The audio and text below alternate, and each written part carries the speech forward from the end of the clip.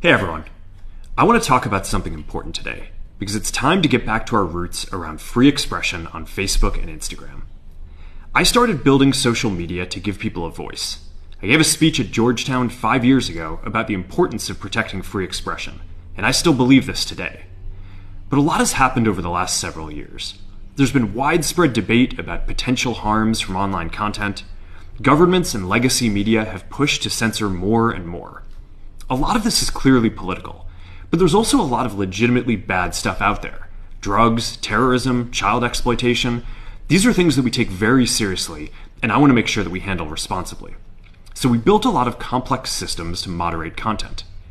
But the problem with complex systems is they make mistakes.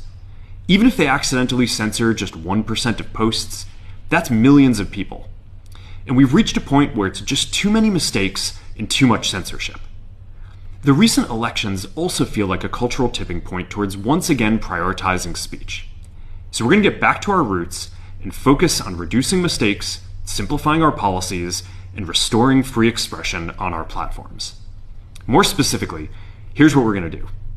First, we're going to get rid of fact checkers and replace them with community notes similar to X, starting in the US.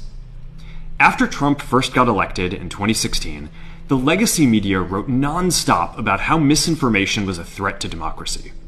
We tried in good faith to address those concerns without becoming the arbiters of truth. But the fact-checkers have just been too politically biased and have destroyed more trust than they've created, especially in the US. So over the next couple of months, we're going to phase in a more comprehensive community notes system. Second, we're going to simplify our content policies and get rid of a bunch of restrictions on topics like immigration and gender that are just out of touch with mainstream discourse. What started as a movement to be more inclusive has increasingly been used to shut down opinions and shut out people with different ideas, and it's gone too far. So I want to make sure that people can share their beliefs and experiences on our platforms. Third, we're changing how we enforce our policies to reduce the mistakes that account for the vast majority of censorship on our platforms. We used to have filters that scanned for any policy violation. Now, we're going to focus those filters on tackling illegal and high-severity violations. And for lower severity violations, we're going to rely on someone reporting an issue before we take action. The problem is that the filters make mistakes, and they take down a lot of content that they shouldn't. We're also going to tune our content filters to require much higher confidence before taking down content. The reality is that this is a trade-off. It means we're going to catch less bad stuff, but we'll also reduce the number of innocent people's posts and accounts that we accidentally take down. Fourth, we're bringing back civic content. For a while, the community asked to see less politics because it was making people stressed, so we stopped recommending these posts. But it feels like we're in a new era now. And we're starting to get feedback that people want to see this content again. So we're going to start phasing this back into Facebook, Instagram, and Threads while working to keep the communities friendly and positive. Fifth, we're going to move our trust and safety and content moderation teams out of California, and our US-based content review is going to be based in Texas. As we work to promote free expression, I think that it will help us build trust to do this work in places where there is less concern about the bias of our teams.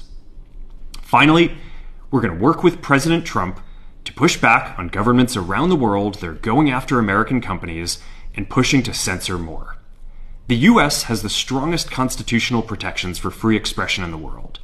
Europe has an ever-increasing number of laws institutionalizing censorship and making it difficult to build anything innovative there. Latin American countries have secret courts that can order companies to quietly take things down. China has censored our apps from even working in the country. The only way that we can push back on this global trend is with the support of the US government.